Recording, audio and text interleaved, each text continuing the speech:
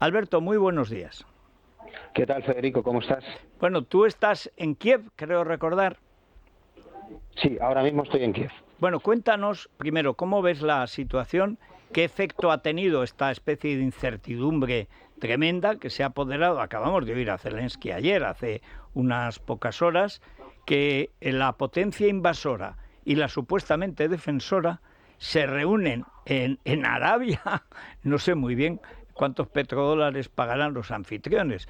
Será como la Supercopa de España, que si te reúnes allí te dan dinero. Pero, ¿qué impresión has tenido si es que se nota esto digamos, en el frente como tal? Se nota absolutamente. Aquí la gente tiene una sensación de haber sido traicionada después de 3 años de guerra, después de 3 años de sacrificio, como yo no había visto en ningún conflicto en mi vida. Ahora de repente ahí están viendo esta componenda entre Estados Unidos y Rusia, donde parece que está todo ya cocinadísimo, donde no se les ha dado voz ni voto después de haber puesto los muertos, los cementerios están llenos, y claro, la gente aquí se pregunta, pero esto ¿cómo es posible que no se haya contado con nosotros? ¿Y cómo es posible que después de haber incluso perseguido a Vladimir Putin por crímenes de guerra y haber dicho que era el peor dictador del mundo, ahora de repente se rehabilita, nos reunimos con él y además le compramos toda la narrativa? Por eso, aunque aquí la gente está deseando que la guerra acabe, porque el desgaste es muy grande, pero claro, que acabe no de cualquier manera, por supuesto. Bueno, es que además se le está dando al invasor, como dices, no el relato, es toda la metralla dialéctica que necesita, incluyendo, que imagino que va a ser lo siguiente, el levantamiento de cualquier sanción económica para Putin y para sus oligarcas, que es que eso se ve venir a cambio de que finjan una medio retirada. Y esa es la cuestión que te quiero plantear, Alberto, y por lo que publicas hoy en el diario El Mundo, que es muy interesante. El Ejército Rojo conquistó Europa Oriental mediante una táctica que los pichinglis dirían stop and go. Es decir, paraba una ofensiva y 6 meses después la retomaba. Y así lo que eran supuestamente democracias, lo pactado en Yalta, resulta que en un año o poco más todos eran regímenes comunistas. Y eso de parar, desmovilizar al enemigo y volver a atacar, me temo, y por lo que dices hoy, que ese es el plan de Putin. Este es el mayor miedo de los ucranianos.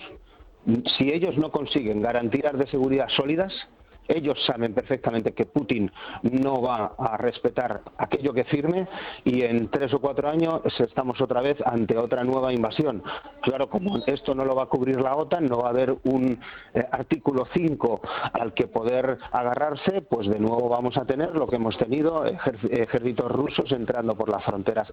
De eso están convencidos las mismas personas que han sufrido o han visto cómo se superaba Minsk I, Minsk II, los acuerdos de Budapest y todos los pactos que se habían firmado con Rusia. Por tanto, es verdad, vuelvo a repetir, aquí la gente quiere parar la guerra, está cansada, todos han sufrido mucho, pero sin garantías de seguridad están convencidos de que Putin lo volverá a hacer. Y si no lo ha hecho ya es porque no puede, porque el desempeño del ejército ruso se estudiará en las academias militares como el gran fracaso del siglo XXI, el gran fracaso militar. ¿Cómo es posible que una nación nuclear no haya sido capaz de invadir o de conseguir más del 20% de un país? Y así llevamos prácticamente desde el año 2022. En los últimos 3 años el avance del ejército ruso ha sido mínimo, Yo recuerdo, Alberto, que ibas haciendo la crónica, cuando se decía, en 7 días están en Kiev.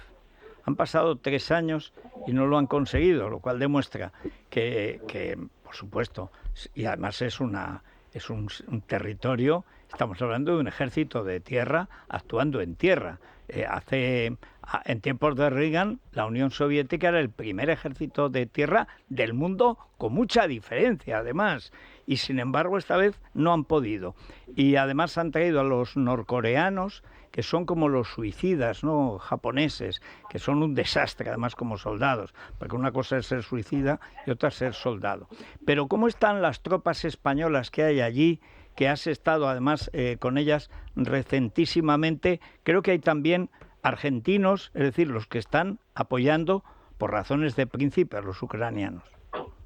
Pues mira, hay tropas hispanohablantes, o digamos voluntarios, hay muchos, sobre todo de Colombia, porque con el fin o con el pacto entre las FARC y el ejército colombiano hay mucha gente que se quedó sin trabajo y muchos voluntarios están viniendo aquí, como tú dices, no solo por el dinero, evidentemente el dinero es un factor para atraer a toda esta gente, pero también hay una cuestión, dicen ellos, ideológica de ver que al menos están participando en una lucha que merece la pena. Me he encontrado argentinos, me he encontrado venezolanos, me he encontrado colombianos, me he encontrado todos españoles también, por supuesto, y son hoy por hoy los hispanohablantes son la nacionalidad extranjera más repetida en el ejército ucraniano.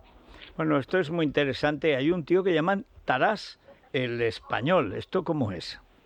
Este es un señor, este es un comandir, que llaman aquí, un comandante ucraniano que estuvo en España 20 años trabajando, que tiene a sus hijas y su mujer en Barcelona, habla perfectamente español, habla perfectamente catalán y él está, digamos, de responsable de la Brigada 65 que defiende el frente de Zaporilla. Pasamos un día con él magnífico, es una persona bellísima y bueno, la verdad es que hice amistad con él y espero verle pronto, pero ya en una condición de paz, no de guerra.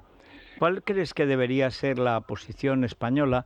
Porque ayer Sánchez, pues que tiene a medio gobierno, que es de Putin, y en la oposición ahora ya la mitad también es de Putin, me sorprendió las palabras por lo descarado, por lo desvergonzado, ayer del régimen de Orbán, diciendo que se habían reunido en París los que llevan 3 años echándole leña al fuego. O sea, el fuego no lo ha prendido Putin invadiendo Ucrania, violando, masacrando, triturando. No, o sea, los que han defendido las fronteras de Ucrania, esos son los que atizan el fuego. Yo creo que no nos hacemos una idea en España de hasta qué punto esta guerra es una guerra europea, es una guerra contra los europeos. Cuando dicen no va a haber ningún ejército europeo defendiendo las fronteras de Ucrania, que dicen algunos, pero ¿cómo que no? Claro que hay un ejército europeo defendiendo las fronteras de Europa, es el ejército ucraniano que está poniendo los muertos desde el 24 de febrero de 2022, pagando un coste enorme por su libertad. Yo, todo lo que sea ayudar a este ejército a que luche y a que conserve su independencia y la soberanía de su país, creo que es remar en la dirección correcta, pero hacerlo de verdad, no como lo han hecho los países europeos, que es entregando material muy anticuado, entregando poco material y además haciéndolo pues casi de una manera de tapadillo. No sabes lo que me ha costado, por ejemplo, encontrar los tanques Leopard aquí en Ucrania, los que les donamos nosotros. Parece que nos dé vergüenza. Me lo tuvieron que enseñar los ucranianos. De alguna manera las autoridades españolas no han querido que nadie vea lo que les hemos dado. A mí eso me parece lamentable, ¿no? Yo creo que deberíamos estar orgullosos de haber ayudado a este país, a este ejército, ya digo, a mantener su libertad.